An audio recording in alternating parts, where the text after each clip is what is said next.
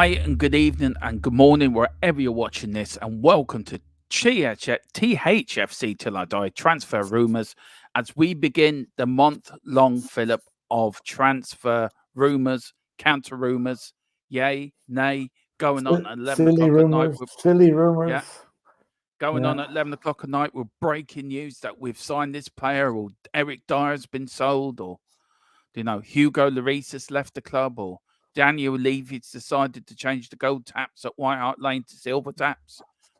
All this sort of breaking news. And the biggest breaking news of all, Philip, was Tottenham Hotspur could be buying players early in this window. I mean, you will fall off your chair if that happens. We need to. We're used to 11 o'clock on the 31st of January. It's going to be a culture shock to get on the 5th or 6th of January to actually have new players in, Yeah. And don't worry, me and Philip will do a daily show on all this is all the Premier League, isn't it, Philip? It's not just Tottenham. We're doing the whole Premier League. No, it's the lesser clubs as well, Yeah. So we're going to do the whole Premier League. Transfer deadline day will be a little bit different. I'm going to try to do the whole day. Philip, we're dropping in and out when he can do it. On the transfer window deadline day, and also we're looking at the Scottish League, the Italian League, the German League. We're going to look into other leagues as well, and we're going to get Philip to pick up one or two teams out of them leagues just to keep an eye on over these winter windows, the month that we have to buy players to back up the team to get us over the line. Of course, when we win the FA Cup this year, Philip, it's our year. That's it. It is, yeah, absolutely. See, me and Philip are optimistic. It doesn't end in the one, but it's only 3 off of 1, so it'll be all right. Yeah. Do you know what? I worked that out the other night, Philip. We've been very successful with the year ending with a 1. 1901, we have actually. 21, 51, 61, 71, 81, 91. Do you know, 91. if you count it from stopped 50... there, it stopped there. Yeah. If you count from 51 to 91, we won a trophy at the start of every decade. Yeah, that's right. That's right. I think we've had the Mayo curse on us since then, Dermot, though. Yeah, that's true. That's true. And I still like your young grandson, Paul, and his picture earlier in his Batman outfit. He's my favourite. I'm sorry. The other two, the lad in the Irish shirt, fair play to him. The fella in the red shirt, Philip, I know he's your grandson, but look, come on. You need to. I couldn't persuade him. I couldn't persuade him. Well, look, he's still young enough, Philip. You just say, listen to your old granddad. Listen, it was good for me. Listen, well, tell the dad, listen, I'm pulling rank here. I'm the granddad. I'm pulling rank here. That's what you need to do, Philip. But tell Paul he's my favourite. I love him in his Batman outfit. Tell Paul, yeah. Tell him he's become the mascot of THFC Till I Die in his Batman outfit. Great, love it, absolutely love it. He scares me. If he came down my front of the house as Batman, he'd scare me. I'm telling you. But let's get back on what we're doing. We are like Santa Claus and his assistant. Of course, I'm Santa Claus. Philip is my elf helping me out as we're dishing out early Christmas little nuggets for you. Little something under the Christmas tree to open up Christmas morning. If you're a Man United fan, if you're a Liverpool fan, if you're a Tottenham fan, just to whet your appetite for the 1st of January. Now, the first one we've got here, Philip, of course, we are starting with Manchester United. Well, after yesterday, I think it's the other place to start. Danny Van de Beek will complete a medical test for Frankfurt player in the next 24 hours. Loan deal will be signed this week. The buy option clause will be there as revealed on Friday. I think we revealed that on Friday as well, Philip, by the way. Yeah. And it's not mandatory, worth 11 million fixed plus 4 million add-ons. Look, we know he's been on the bench, Philip. He had loans at Everton as well. It's a good move for him, isn't it? And do you think he got into a bit of a nightmare at Manchester United? Well, I suppose since he's been at United, how many managers have they had? 3? Probably 4. 3 or 4, maybe. So he's probably just never fitted in right. He's never really had a chance. His season away at Everton was probably the best he's had in England so far. So I think it's a good move for him to go back to the continent, play in Germany, where he probably get more game time and can revitalise his career. He is a good player, but he just never got the chance to prove it at United. Are you surprised we never went in for him, Philip? Not really. No, not really. At the time when you hear these players are going, oh yeah, he'd be good for us, but when you dig down to it, maybe there's things that his style of play doesn't suit us, or the manager didn't fancy him. So there's a number of reasons. Like we could have probably gone for him. Or if maybe if Ange had been in charge, we might have gone for him. But no, I don't think so. Now, Man United also have spoken to representatives of Timo Werner and 2 other players as well, Philip. And also, a decision regarding Anthony Martial is required before a possible deal is done. When have you ever heard Man United have to sell before they can buy? That I've never heard that in all my years following football. Like As a Man United were fan, always the big spenders, weren't they? Well, they're always the first team to spend. Like money, no object. But that's changed. They own this interminable ownership battle has now meant that I think their line of credit now has been severely restricted, if not or cut off altogether. And until that's sorted out, they're not going to be able to buy any players without selling. And which is, it must be hard for the United fans actually take that, because they're so used to being, look what they bought Pogba for, look what they bought Sancho for, and that's their standard. But now they can't go to that level anymore. But well, we know, Philip, don't we, that they can't get credit anywhere. They're probably, we've been told they're 3 years off going into administration. If things don't change, if the ownership things don't change. So, say for example, the Glazers do stay in charge, Philip. Do you think there'll be a fire sale at United to raise cash? Could well be. If this, as we mentioned yesterday, the United the sale to Jim Ratcliffe, or the partial sale to Jim Ratcliffe, looks like it's hit the skids. And with 4 of the Glazers wanted to sell, and 2 of them wanted to hang on there. And until that's sorted out, United are going nowhere. And I feel sorry for the fan base. I mean, they've had a huge worldwide fan base, probably the biggest in the world, if not second or third biggest. And I know how we'd feel if we were like this. We went through this 30 years ago, Dermot, and it's not pleasant. And while there's no danger of United going out of business as things stand, the uncertainty of the ownership and the state of the ground is finding itself in now is a cause for worry. I mean, it's been bypassed to be used as a venue for the European Championships, which was unheard of 5 or 6 years ago. It was. And also, Phil, I was watching a documentary about Tottenham back in them days, and when Venables took over with Sugar and all this sort of malarkey, and the amount of skullduggery that went on around that time was now. Listen, I am going to pre-record these videos. I will be putting them up on the channel over Christmas, just to give our younger fans a bit of history to what it was like to support the club back in the late 80s, early 90s, and the financial pressures that were put on football clubs back then. Now, you look at Tottenham now, and you look at United, and also more news on United, Philip, that a potential U-turn from Eric Ten Hag in regards to Casemiro and Varane. He seems both players staying until at least at the end of the season. Now, Varane was sent off yesterday. He had a very good game, by the way. Him and Johnny Evans, I thought, were outstanding for Manchester United. Luke Shaw as well. Danilo was sent off, no? Wasn't that one of the other players? No, it was Varane. No, Dillock was sent off. But I'm just saying Varane was outstanding yesterday for Man United, as well as Johnny Evans. Luke Shaw as well played well. Even though Nana had a good game, he flapped a few things. But where do you see this going, Philip? Can you see them making an impact the second half of the season? Well, to be honest with you, it's up to them whether he keeps them or not. I have no real views on the matter. I don't know how well Casemiro did well at the back end of last season, all right. And Varane is a good player. Like, I can't understand, unless the financial pressures mean he has to let them go back to the clubs in January, that he can't keep them. I just don't know what's going on. But if I was a United fan, I'd say keep them. But whether that's financially viable, who knows? Maybe they have to go back for financial reasons.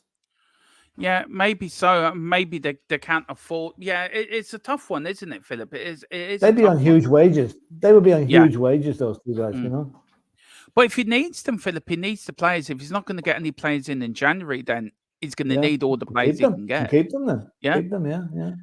Now, also, this is also confirmed. Well, sort of confirmed. Jando Sancho seems to be on his way to Leipzig in Germany. The only problem seems to be his salary. Look, where are you Yeah. with this one, Philip? This is another player who's on big wages, who has upset Ten Hag some way. Is this another transfer dilemma he's got at United? Because Sancho could quite say, right, I'm staying where I am. Sit there, you're paying me my wages. What? How's this good? This look, one big question for the whole the thing for United's transfer window: are they in a mess? Jordan Sancho is stealing a living at the minute. Yeah, He's fighting with the manager, right? Mhm. I'm laughing at the last line of that. The only problem seems to be his salary. That guy should pay for nothing to get back into a team. Yeah. Because he doesn't. He's a little upstart as far as I can see, and he's trouble wherever he goes. So whatever team buys Jordan Sancho, good luck, lads. But I think United are well rid of him. 80 million he cost them, and I'd say he hasn't repaid $1 million of that yet. And he was supposed to be the next big thing, wasn't he? Oh yeah, absolutely. A couple of years ago. It'd be the next big fill in the blank. That's what he is now. Yeah. And this is actually unconfirmed reports, but look, it was given to me, so I thought I'd put it in. Now we're going across Manchester to the blue side of Manchester, and Juventus, the Italian giants, are reportedly interested in Man City's misfit, Calvin Phillips. Now, for what I'm hearing, Philip, that's Liverpool. I have feeling that Juventus have inquired about Phillips. Phillips seems like he wants to go, from what I'm hearing, from that part of Manchester. Is that a good deal for both? Because Pep came out a couple of weeks ago and saying he was apologising for Calvin Phillips not getting games. So was that a manager thinking, I got it wrong here, I have to apologise? Or was it a bit of PR and a bit of mind game sort of thing? That's a bit of PR. That's another guy that's been stealing a living as well. He wins a championship medal, or wins a title-winning medal, and played about half an hour last season. I heard Spurs were interested in him as well, but I wouldn't touch him with a barge pole. He was good enough when he played for Leeds, but he's out of his depth playing for a team like City, and Juventus are welcome to him. I think he should just move on there and get his career back together again. I don't want to see him at Spurs, that's for sure. No, I think he's a good player, Philip. I just feel I don't know. He goes to Leeds. It's Leeds standard. Is he Man City standard? I don't think so.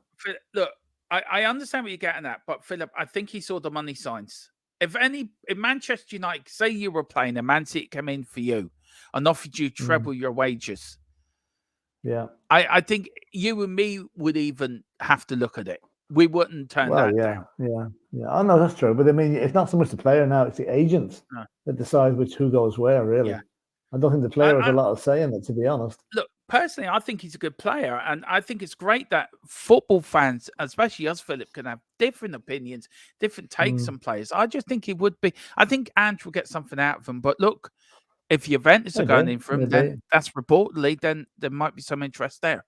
Now we're going to Jurgen. We have more pressing matters than him. I think more pressing that's true. Needs than another midfielder, Now, Jurgen Klopp admitted he's waiting to find out the full extent of Ryan Gravenberch's injury, which could force Liverpool into making a move for a midfielder in January.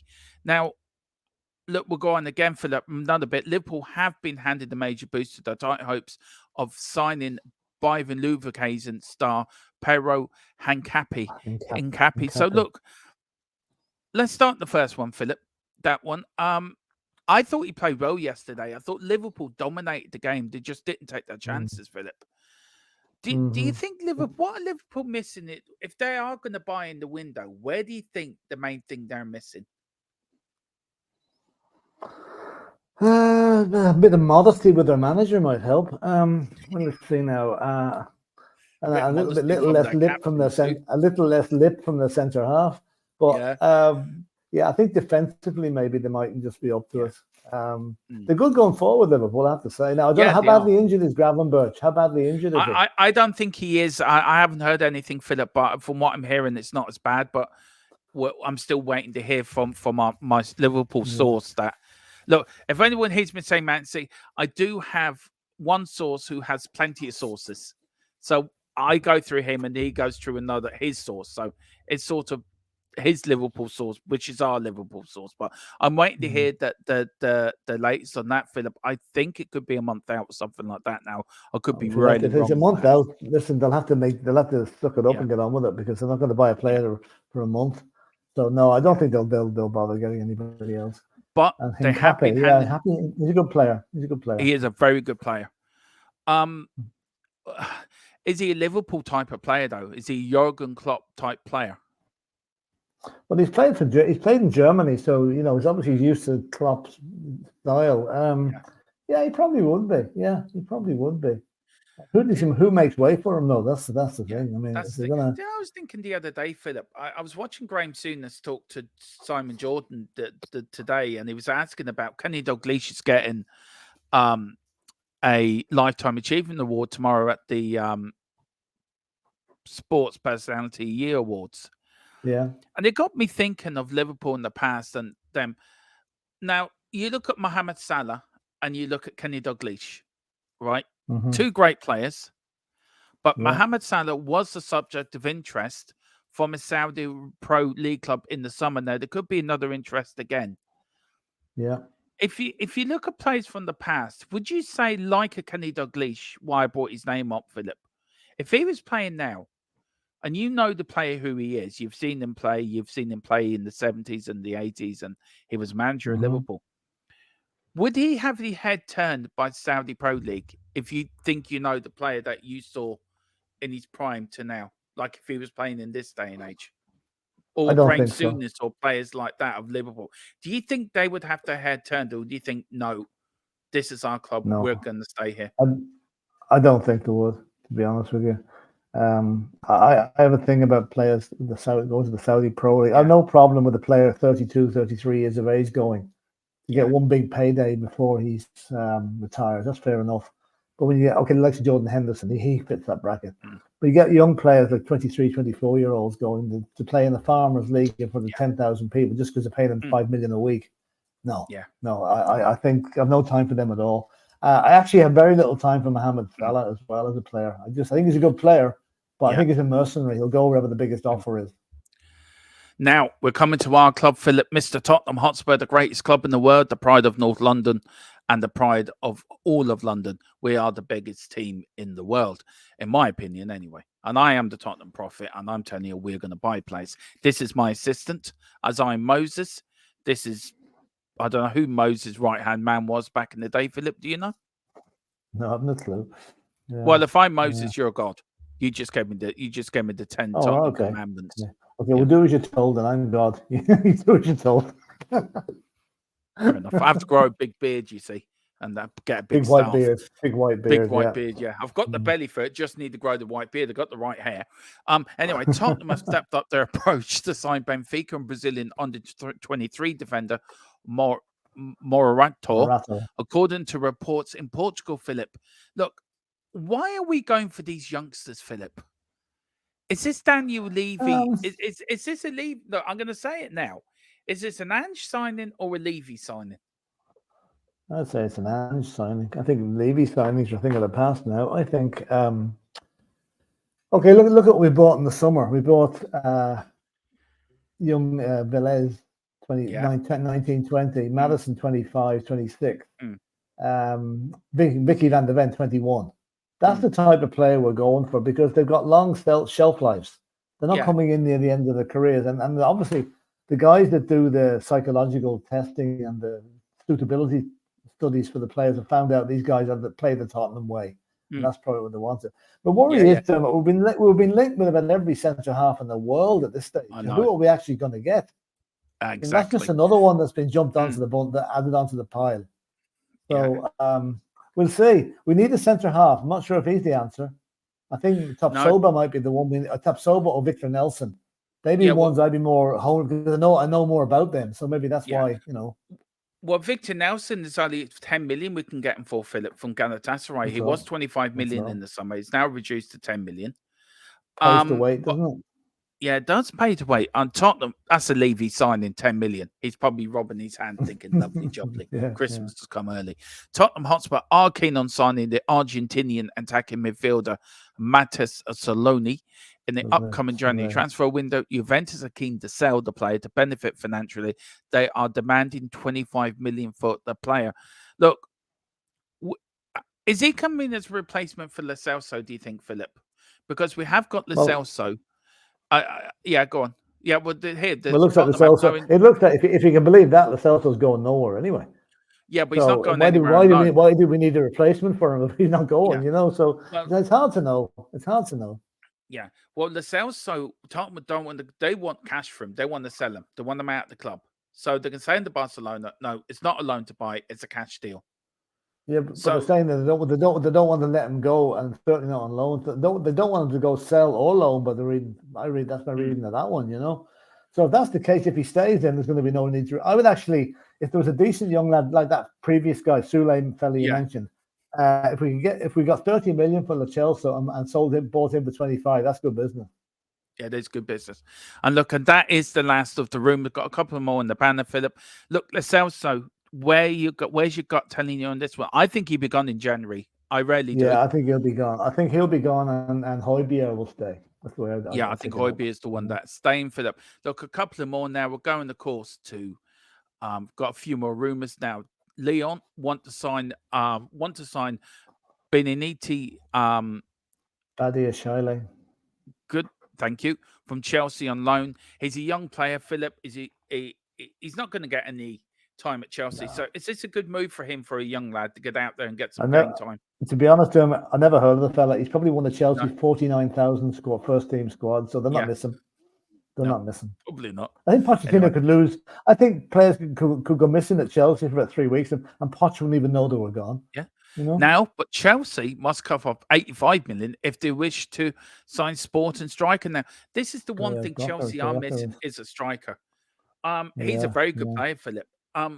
Would you like him at Tottenham? Do you think Tottenham should be interested in this young man? At that sort of money, I doubt we'll even go for him. You know, he's a good player, all right, but I think Chelsea's need at the minute is probably more than us. They've been probably more willing to pay that sort of money. Where they're getting it from, don't ask me. Financial fair play, how are you? They'll have to sell a few players to cough that up. Yeah, I think. And also, look, we are going to go over in January. We will talk over this new rule that's come in as well, Philip, about you can only sign players now for 5 years, not 8 years. 5 years, yeah. But that's a good thing. That's aimed at Chelsea. That's aimed at Chelsea. You can sign a player for 8 years, but you can only spread the cost of the transfer for over 5 years. So you can only depreciate him over 5 years. That's basically the way they do it. So I can sign, say, if I was manager at Tottenham, I sign you on a 10-year contract, Philip, say for 100 million, right? But I only have 5 years to pay back that transfer. And if I don't, that's part of it. That's part of it. That's part of it. But the other part is what Chelsea were doing there. They were signing players in 8 years. Take that 100 million over 8 years, right? That means they depreciate 12.5 million a year, right? Yeah. Over 5 years, they depreciated 20 million a year. Yeah. So it looks better on their books, you know. Yeah. Depreciation is not what you want to see in your books.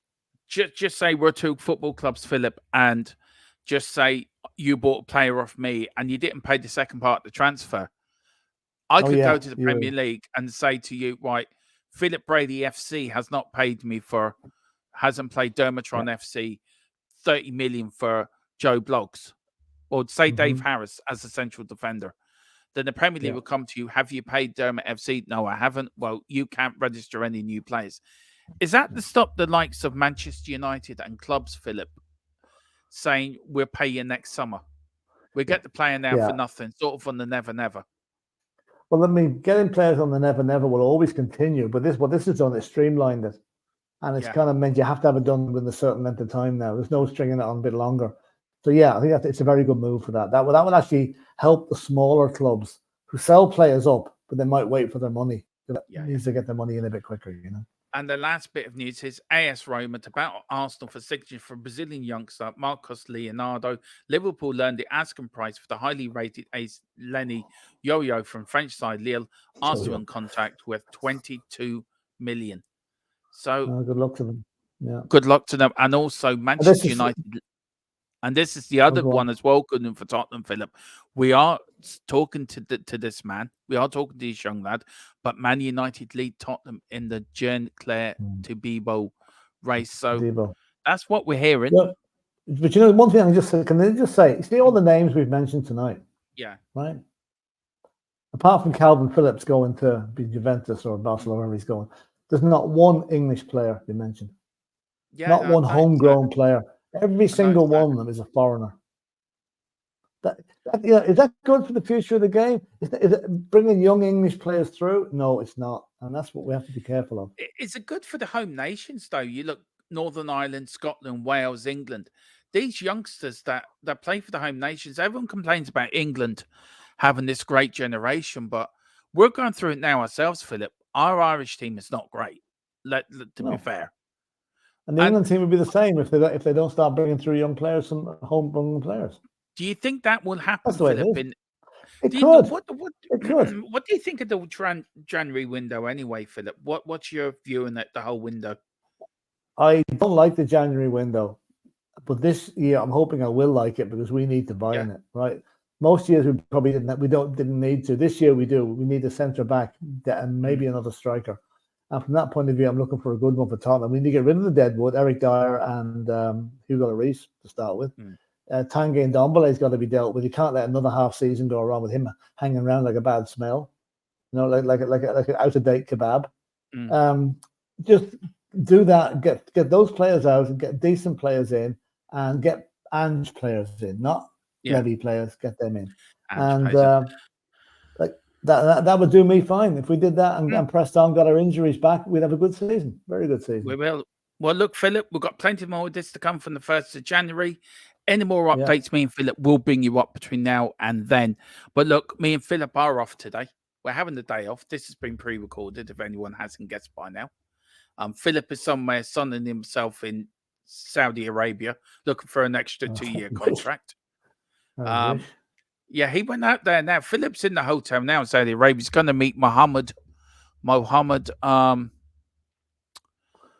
of who's the owner of Al Ittihad? That's who you signed for. I don't know, Mohammed Al Salvador or something. I don't know what his name is. Yeah. You know? Anyway, Philip's going to sign a 5-year contract. There's a camel knocking at the window here. There's a camel knocking at the window. He's going to bring me out from the desert, you know. Oh dear. Oh dear, should never have gone down this road. No, you shouldn't. You never learn. But anyway, you never learn. Look, me and Philip are having a day off, and we are back at Wednesday at 4, of course, with Newsbeat, and then we're back at 9 with the roundtable discussion where we pick our all-time Premier League Tottenham 11. Hopefully, Philip be able to join us from where he is. I don't know if he will secretly go into a place where he won't be. He can broadcast the show from, but there you go. But listen, please hit the like button. Please hit the subscription button. Pick up your memberships as well. And Philip, thank you so much. As we come to the end, I want to wish everyone a Merry Christmas. And but we're going live right up to Christmas Eve, Philip. That's when we take a couple of days off. Christmas Day off. I'm back on St. Stephen's Day. Philip, we're back the day after St. Stephen's Day. He might be on St. Stephen's Day night with me. Might be. Never know. Never know. With his putchin in one hand and his Christmas cake in the other. It's still here. Yeah. What bottle was it in very quickly, Philip? It's in a brandy bottle. Some bottle. Italian brandy. Yeah. Is that proper stuff? Is that? Oh, it is. That's rocket fuel. Yeah. You put that on a plane, it would fly to America non-stop. Yeah. Well, listen, before Christmas, me and Philip will explain Pochin to people because we're doing a little pre-record, a little bit of funny, which is going out Christmas Day. Is me and Philip are going to do a voiceover to guards doing do you remember the one I'm talking about? Oh, yes. Yeah. So we are going to do that. We're going to put that out Christmas Day. Me and Philip are going to do the joint Christmas speech this year. I'm going to help Philip with it. So we're going to do a little bit together. So he doesn't have to do it on his own. So it's a joint one, Philip. We've got to bring joy to the masses. Do you know? True. We've got to give them something to laugh at. Yeah, a day without Dermatron and Philip is like a day. I don't know. It's like it's a sad day. It's a day without needles in your eyelid. You can talk for your fucking self, mister. And that bombshell, We're going to leave you Get there. off. Thank you all very much. We'll speak to you later. We're back on Wednesday at 4. Come on, you Spurs. Hey, In Big Ange. come on, you We Spurs. trust. Choo choo.